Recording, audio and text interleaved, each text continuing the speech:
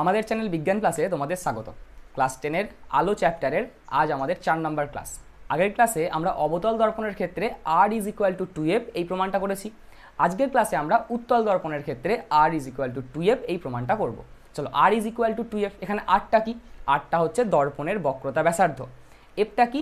এফটা হচ্ছে ফোকাস দৈর্ঘ্য। কার? দর্পণের। তাহলে আমরা কার ক্ষেত্রে প্রমাণ করব আজকে? উত্তল দর্পণের ক্ষেত্রে এই প্রমাণটা করব। তাহলে চলো, প্রথমেই আমরা উত্তল দর্পণের ক্ষেত্রে প্রমাণের জন্য আগে একটা উত্তল দর্পণের ছবি এঁকে ফেলি। ছবিটা কিন্তু খুব ভালো করে বুঝতে হবে যে কোন দিকে রশ্মিটা যাচ্ছে, কোন দিকে বেরিয়ে যাচ্ছে। তাহলে চলো, এই হচ্ছে ধরো আমাদের একটা উত্তল দর্পণ। উত্তল দর্পণ কিভাবে বুঝবো? না, যেই দর্পণের ক্ষেত্রে রশ্মিটা উঁচু দিকে এসে পড়বে। দর্পণের একটা দিক হয় নিচু, একটা দিক হয় উঁচু। দেখো, এদিকটা নিচু, এদিকটা উঁচু, তার মানে উত্তল দর্পণ মানে হচ্ছে রশ্মিটা উঁচু দিক থেকে এসে পড়বে। আর অবতল দর্পণ বললে রশ্মিটা নিচু দিকে এসে পড়তো। ঠিক আছে? তাহলে চলো, এই হচ্ছে আমাদের একটা উত্তল দর্পণ। উত্তল দর্পণটার কি আছে? না, উত্তল দর্পণটা কোনো একটা গোলকের অংশ। সেই গোলকের কেন্দ্রকেই আমরা বলবো বক্রতা কেন্দ্র। তাহলে এর একটা বক্রতা কেন্দ্র আছে, তুমি ভাবতে পারো মোটামুটি এই যে জায়গাটা, এটা হচ্ছে বক্রতা কেন্দ্র সি। ঠিক আছে? এই দর্পণটার একটা মেরু আছে। মেরু কাকে বলে? না, দর্পণটার ঠিক মিডিল পয়েন্ট। ঠিক মিডিল পয়েন্ট মানে তুমি এই যে পয়েন্টটা আছে, এই পয়েন্টটাকে ভাবতে পারো মেরু। মেরুকে আমরা কী দিয়ে লিখি? পি দিয়ে রিপ্রেজেন্ট করি। তাহলে এটা হয়ে গেল আমাদের পি। এবার আমাদের প্রধান অক্ষ টানতে হবে।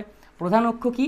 না, মেরু আর বক্রতা কেন্দ্র, এটাকে যদি আমরা যোগ করে দিই তাহলে আমরা যে রেখা পাই সেই রেখাটাকে আমরা বলবো প্রধান অক্ষ।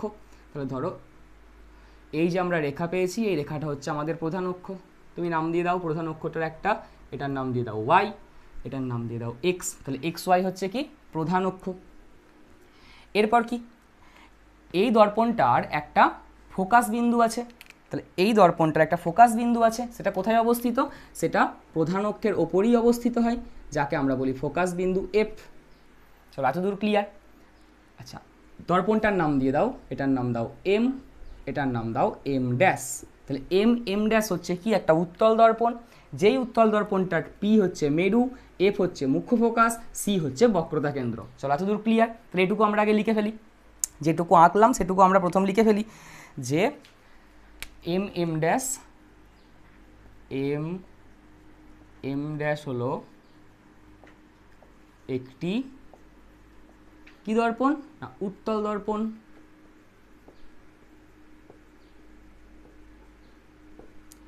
যার মেরু কোনটা? যার মেরু পি, মুখ্য ফোকাস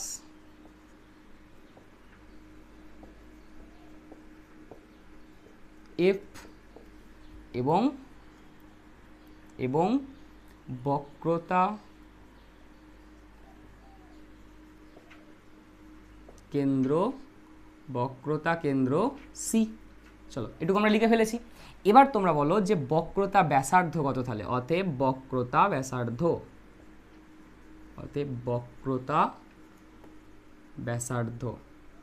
কোনটা হবে? বক্রতা ব্যাসার্ধ। চলো, বক্রতা ব্যাসার্ধ কাকে বলে? কোনো একটা দর্পণের বক্রতা কেন্দ্র থেকে মেরুর যে দূরত্ব, তাকে বলা হচ্ছে বক্রতা ব্যাসার্ধ। তাহলে দেখেন, এখানে দেখে নাও বক্রতা কেন্দ্র কোনটা? সি। মেরু কোনটা? পি। তাহলে এই যে ডিস্টেন্সটাকে আমরা কি বলবো? বক্রতা ব্যাসার্ধ। তাহলে বক্রতা ব্যাসার্ধ কত? সিপি, যাকে আমরা আর দিয়ে রিপ্রেজেন্ট করি, তাই তো? তাহলে ধরে নিলাম এটা হচ্ছে মানটা কত? না আর। সিপি সমান আমরা আর ধরে নিলাম। ঠিক আছে? চলো, এরপর হচ্ছে কি? ফোকাস দৈর্ঘ্য।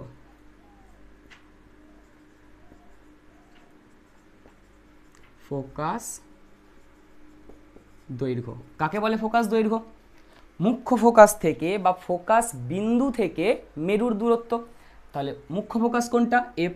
মেরু কোনটা? পি। তাহলে এই যে দূরত্বটা, এই দূরত্বটাকে আমরা বলবো কি? ফোকাস দূরত্ব। তাহলে ফোকাস দূরত্ব হচ্ছে কোনটা? না এফ পি, যাকে আমরা স্মল এফ দিয়ে লিখি। তাহলে আমাকে কি প্রমাণ করতে হবে? r = 2f। দেখো, r = 2f মানে বক্রতা ব্যাসার্ধ সমান 2 ইন্টু ফোকাস দৈর্ঘ্য। ফোকাস দৈর্ঘ্যকে ডবল করে দিলে আমরা বক্রতা ব্যাসার্ধ পাবো। এইটা আমাকে প্রমাণ করতে হবে উত্তল দর্পণের ক্ষেত্রে। এই জায়গা পর্যন্ত কোনো অসুবিধা নেই। এরপর কি হবে? না কোনো একটা রশ্মি এসে পড়বে। তাহলে চলো আমরা ধরে নিই যে একটা রশ্মি,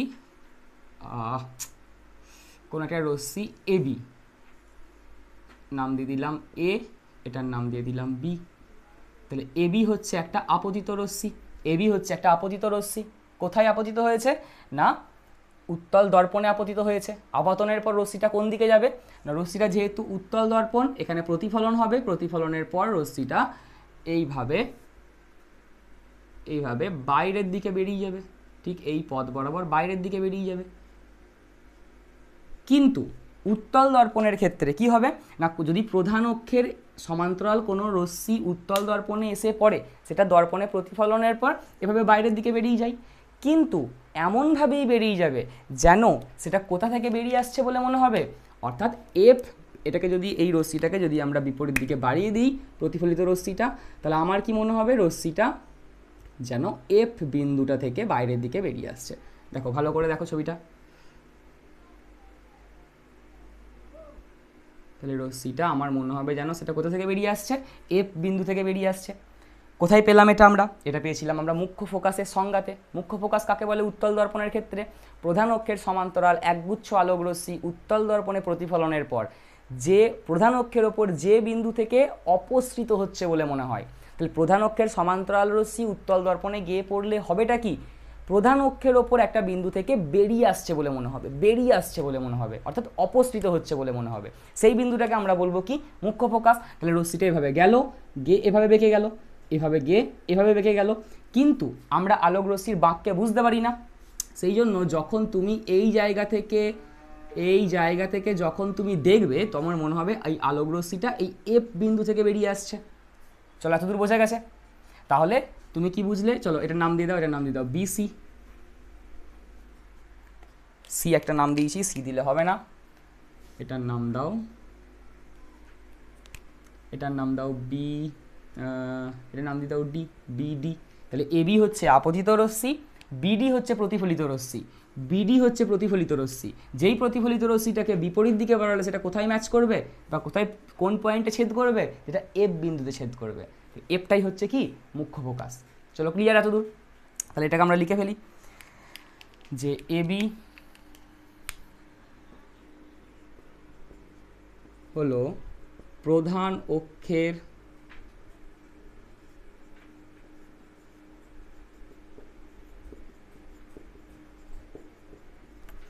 সমান্তরাল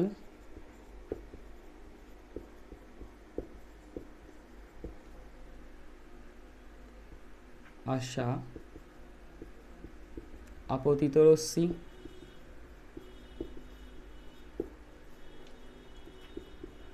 প্রধান অক্ষের সমান্তরালে আসা আপতিত রশ্মিকে এবি, যা প্রতিফলনের পর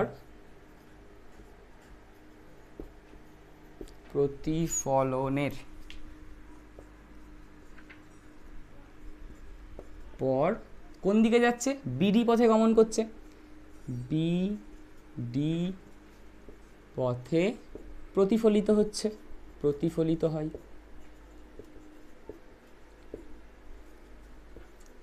তাহলে এবি হচ্ছে আপতিত রশ্মি আর বিডি হচ্ছে কি প্রতিফলিত রশ্মি।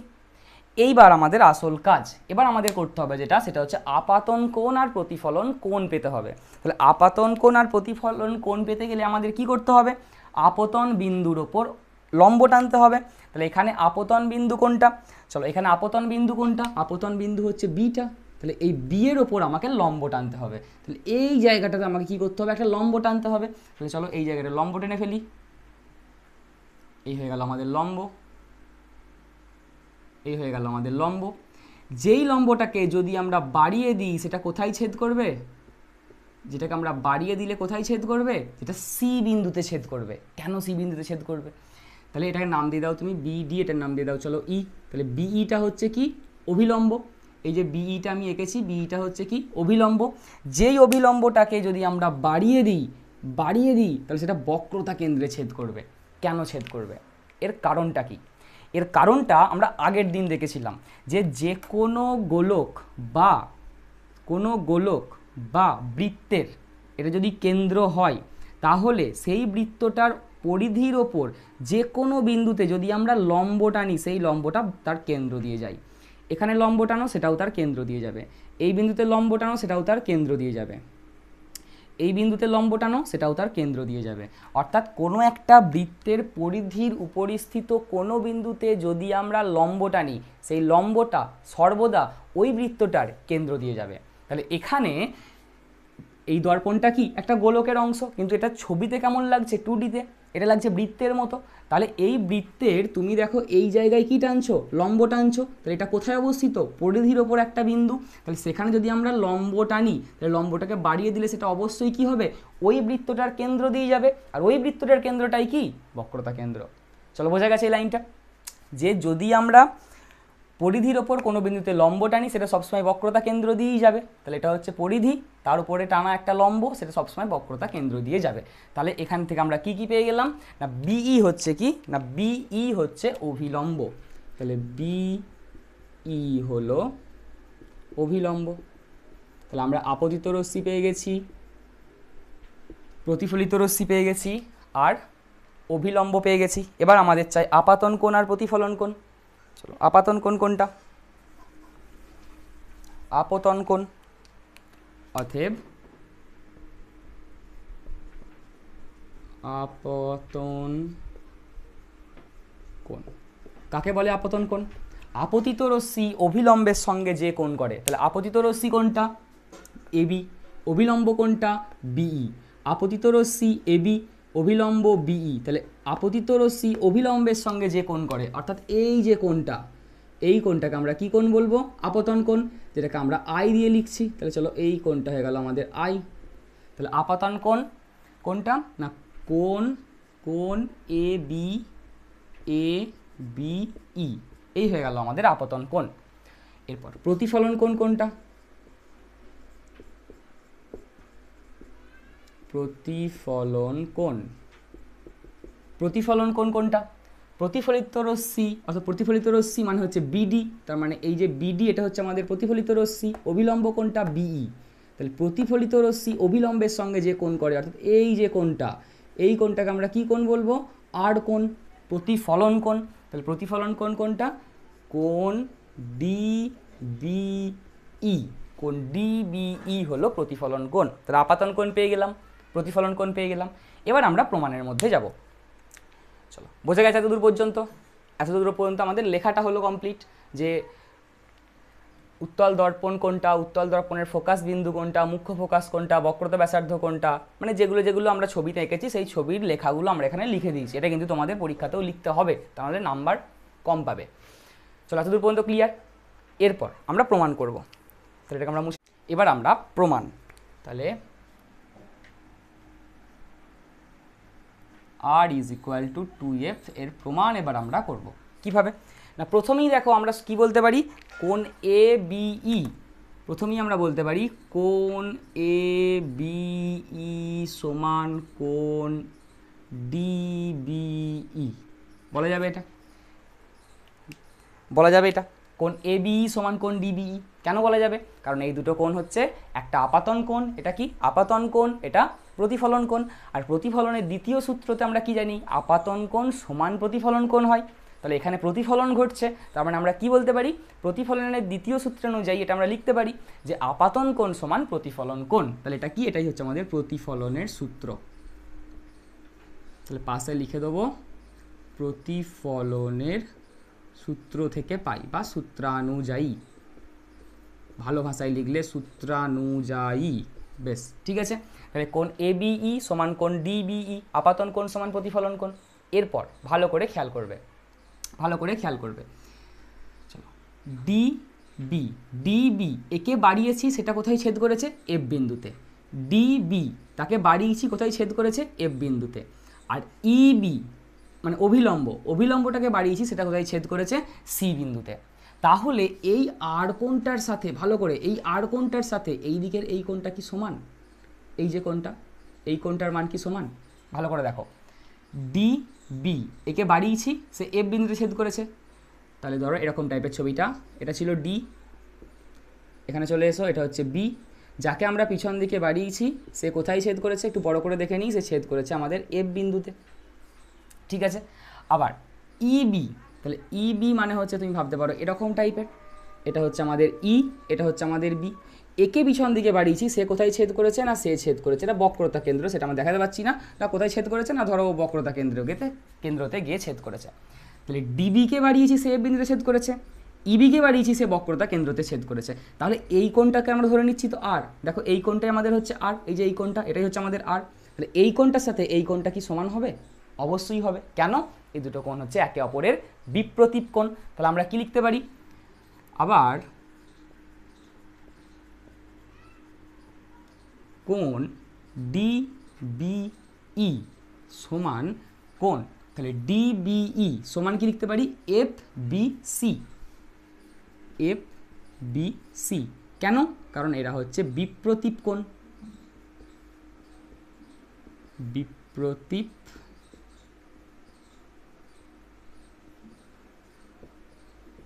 কোণ। চলো এতদূর বোঝা গেছে। তাহলে কেন এ দুটো সমান লিখতে পারলাম? এই আর কোণ অর্থাৎ এই কোণটার সাথে এদিকের এই কোণটা কি হয়ে গেছে? সমান হয়ে গেছে। কেন? কারণ এটা একে অপরের বিপ্রতীপ কোণ। অসুবিধা নেই এতটা। তারপরে দেখো, তারপরের লাইনে দেখো আমি আবার কি বলতে পারি না, এ বিই অর্থাৎ এই যে আপাতন কোণ অর্থাৎ আই, এই কোণটা সমান আবার বলতে পারি এই কোণটা। কিভাবে বলছি?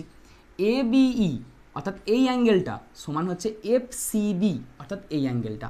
কিভাবে বলছি ভালো করে দেখো, এটা হচ্ছে এবি রশ্মিটা, এটা হচ্ছে আমাদের এবি রশ্মিটা যেটা এসে পড়ছিল, এবি রশ্মিটা, বেশ ঠিক আছে, এটা হচ্ছে আমাদের এবি রশ্মি। এবার ইবিকে অভিলম্বকে বাড়িয়েছি, সেটা কোথায় ছেদ করেছে? সি বিন্দুতে। আচ্ছা চলো, নিচে একটা প্রধান অক্ষ আছে যেটা হচ্ছে এক্স, এটা হচ্ছে ওয়াই, এটা হচ্ছে এক্স, এটার নাম দিয়ে দাও, এটা হচ্ছে আমাদের ওয়াই। এইখানে ধরো কোনো একটা বিন্দু, সেটাকে আমরা নাম দিচ্ছি সি বিন্দুটা। এই ছবিটাকেই কিন্তু আমি এখানে আঁকছি, একটু ভালো করে খেয়াল করো। এবি, তাহলে এবি রশ্মিটাকে আমি এঁকেছি, তাহলে এটা হচ্ছে আমাদের এবি রশ্মিটা। এক্স ওয়াইটা হচ্ছে প্রধান অক্ষ, দেখো এক্স ওয়াইটাকে আমি এঁকেছি প্রধান অক্ষের ওপর অবস্থিত বিন্দু হচ্ছে বক্রতা কেন্দ্র, দেখো আমি বক্রতা কেন্দ্রকে এঁকেছি। এবার ইবি, তাহলে একটা রশ্মি আছে, এটা হচ্ছে আমাদের ই, এটা হচ্ছে আমাদের বি। ইবিটা ছিল আমাদের অভিলম্ব, যাকে যদি আমরা পিছন দিকে বাড়াচ্ছিলাম কোথায় ছেদ করছিল? বক্রতা কেন্দ্রে। কারণ অভিলম্বকে যদি আমরা পিছন দিকে বাড়াই সেটা ছেদ করে কোথায়? বক্রতা কেন্দ্রে ছেদ করে। তাহলে এবার দেখো ইসিটা কি? একটা সরল রেখা। তাহলে এই কোণটার সাথে এই কোণটা সমান হয়? হ্যাঁ। কেন? কারণ এরা হচ্ছে একে অপরের অনুরূপ কোণ। কি কোণ? একে অপরের অনুরূপ কোণ, তাই তো? তাহলে কোণ এ বিই এই কোণটা সমান এই কোণটা বলা যাবে? হ্যাঁ বলা যাবে, কারণ এরা হচ্ছে একে অপরের অনুরূপ কোণ। তাহলে এখানেও দেখো এবি সমান্তরাল এক্স ওয়াই, তাহলে এবি রশ্মিটা এক্স ওয়াই এর সমান্তরাল, আর ইবি বা তুমি বলতে পারো ইবিও যে সরলরেখা, ইসিও সেই সরলরেখা, কারণ ইবিকে বাড়িয়েছি সেটাই সি বিন্দুতে ছেদ করেছে, তাহলে ইসিটা হচ্ছে ছেদক। তাহলে এই যে কোণটা এ বিই আর এফ সিবি এই কোণটা কি? একে অপরের সমান, কারণ এরা হচ্ছে একে অপরের অনুরূপ কোণ। বোঝা গেছে? তুমি এখানেও বুঝতে পারো, এখানেও ছবিটাকে বুঝতে পারো। এখানে আমরা এটাকে বড় করে এঁকেছি, এখানে ওর মধ্যে বহু কিছু আছে, তোমার বুঝতে অসুবিধা হবে বলে পাশে এঁকেছি। এবার ভালো করে জায়গাটা দেখে নাও, কোনো অসুবিধা নেই। তাহলে এবার আমরা কি লিখতে পারি? আবার কোণ এ বিই সমান কোণ এফ সি বি। কী করে লিখলাম না, এরা হচ্ছে একে অপরের অনুরূপ কোণ, দুটো সমান্তরাল সরলরেখা, এটা সমান্তরাল, এটা ছেদক, তাহলে এই কোণটা সমান এই কোণটা হয়, এটাকে আমরা অনুরূপ কোণ বলি। তাহলে এটা হচ্ছে একে অপরের অনুরূপ কোণ। চলো, কোনো অসুবিধা নেই এতদূর পর্যন্ত। এবার আমাদের প্রমাণ কমপ্লিট। এইটুকুটাই বোঝার, প্রথমটা প্রতিফলনের সূত্র তুমি বুঝে যাবে, তারপরে এই দুটো কোণ যে বিপ্রতীপ আর এই দুটো কোণ যে অনুরূপ, এইটাই তোমার বুঝতে অসুবিধা হবে। ওপরের কোণটার সাথে এই কোণটা সমান, এরা হচ্ছে একে অপরের বিপ্রতীপ, নিচের কোণটার সাথে এই কোণটা সমান, কেন? এরা হচ্ছে একে অপরের অনুরূপ। বোঝা গেছে এতদূর? চলো তারপর এবার দেখো কি বলতে পারি। এবিসি ডিবিই এরা একে অপরের সমান কোণ, এই দুটো কোণ একে অপরের সমান, মানে কোণ এবি এর মান যা ডিবিই এর মান তাই, আবার ডিবিই এর মান যা এফসিবি এর মান তাই, আবার এবি এর মান যা এফসিবি এর মান তাই। তাহলে ভালো করে দেখো, এরা দুজনা পরপর সমান, তাহলে এই দুটো সমীকরণ দেখো, এই দুটো সমীকরণ অনুযায়ী আমাদের যে লেফট হ্যান্ড সাইডে এবিই সমান ডিবিই, এটা তো আমরা জানি, কারণ এরা হচ্ছে প্রতিফলনের সূত্র অনুযায়ী, তাহলে এরা দুজনা হচ্ছে পরপর সমান। তাহলে যদি লেফট হ্যান্ড সাইডটা পরপর সমান হয় তাহলে রাইট হ্যান্ড সাইডটাও কী হবে, পরপর সমান হয়ে যাবে। তাহলে আমরা কি বলতে পারি না, অতএব কোণ এফ সি বি সমান কোণ এফ বি সি বলা যাবে। ডিবিই সমান এফ বি সি, এবি সমান এফ সি বি, এই দুটো কোণ। তাহলে একটা দুটো ইকুয়েশনের লেফট হ্যান্ড সাইডটা পরপর সমান, তাহলে রাইট হ্যান্ড সাইডটা কী হবে, পরপর সমান হবে। তাহলে আমরা কি বলতে পারি, এফ সি বি সমান এফ বি সি, এটা আমরা বলতে পারি। এবার দেখো এই যে ত্রিভুজটা পেলাম, এই যে ছোট্ট করে একটা ত্রিভুজ পেয়েছি এখানে, এই যে ত্রিভুজটা, এই ত্রিভুজটা দুটো কোণের মান সমান হয়ে গেছে। তাহলে ত্রিভুজটা কেমন ত্রিভুজ, অতএব ত্রিভুজ এফ সি বি হলো সমদ্বিবাহু ত্রিভুজ। সমদ্বিবাহু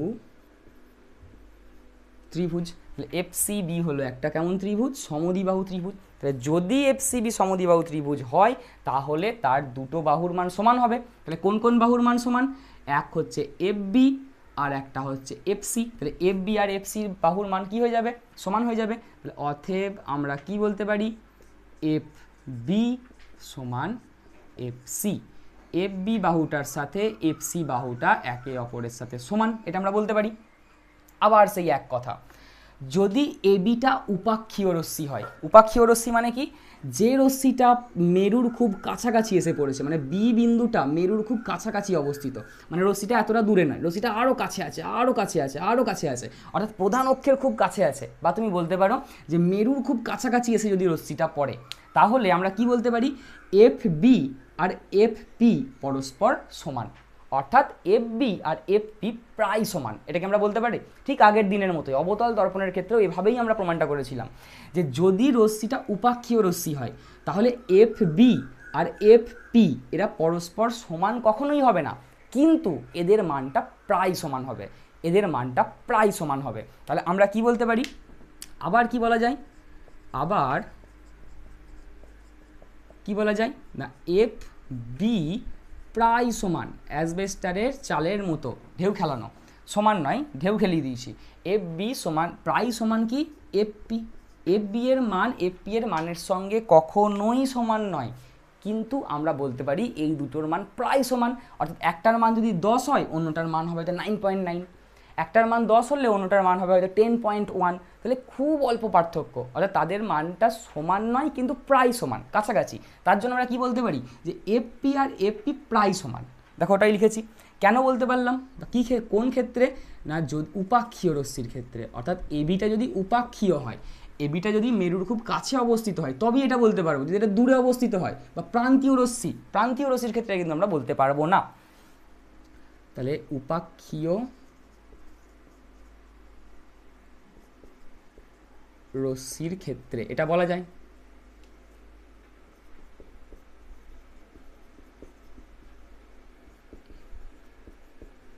তাহলে উপাক্ষীয় রশ্মির ক্ষেত্রে আমরা কি বলতে পারি, F B near equal to F P, F বির মানটা এফ পি এর প্রায় সমান।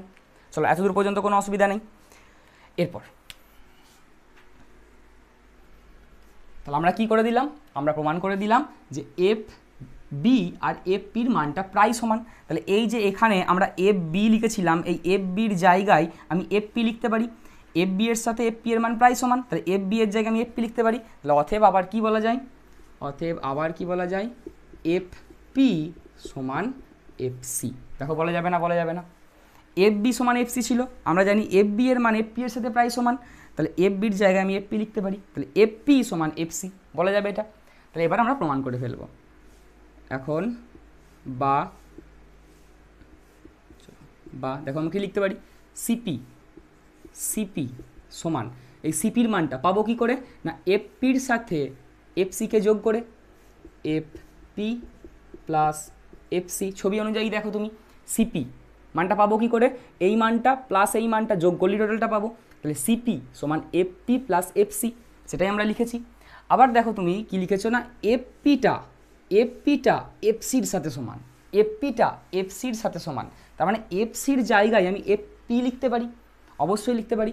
তাহলে অতএব বা দেখো বা CP is equal to F FP plus এফসির জায়গায় কি করলাম, এই এফসির জায়গায় কি করলাম, এফপি বসিয়ে দিলাম, কারণ এফসির মান আবার এফপির সাথে সমান। তাহলে দেখো আমাদের প্রমাণ হয়ে গেল সিপি সমান 2 ইন্টু এফপি। সিপি সমান কি ছিল, আর বক্রতা ব্যাসার্ধ প্রথমেই ধরেছিলাম আমরা, আর 2 ইন্টু এফপি সমান কি, ফোকাস দৈর্ঘ্য এফ। তাহলে দেখো আমাদের প্রমাণ হয়ে গেল যে আর ইজ ইকুয়াল টু 2F। কার ক্ষেত্রে, উত্তল দর্পণের ক্ষেত্রে। চলো লিখে নাও এটা। চলো তাহলে বোঝা গেছে উত্তল দর্পণের ক্ষেত্রে প্রমাণটা। তাহলে আমরা আর ইজ ইকুয়াল টু 2F অবতলের ক্ষেত্রে প্রমাণ করে নিলাম, উত্তলের ক্ষেত্রে প্রমাণ করে নিলাম। পরের ক্লাসে আমরা কি করব, পরের ক্লাসে দর্পণে কিভাবে ছবি আঁকতে হয় সেই ছবি আঁকা আমরা পরের দিন শিখব। তা পরের ক্লাসে কিন্তু স্কেল কম্পাস অবশ্যই লাগবে। আমি হয়তো স্কেল কম্পাস আঁকাবো না, কিন্তু তোমাদের কিন্তু স্কেল কম্পাস লাগবে ছবি আঁকাটা তুমি যদি শিখতে চাও। মানে ছবি আঁকতে গেলে কি করতে হবে, তোমাকে মনে রাখতে হবে না, তুমি যদি প্রসেসটা একটু ভালো করে বোঝো তাহলে ছবিটা তুমি একদম ইজিলি আঁকতে পারবে, অ্যাপ্রোপ্রিয়েট বইয়ের মতনই ছবি আসবে, কোনো পার্থক্য কিন্তু আসবে না। তাহলে চলো দেখা হবে আবার পরবর্তী ক্লাসে। সুস্থ থাকো, ভালো থাকো।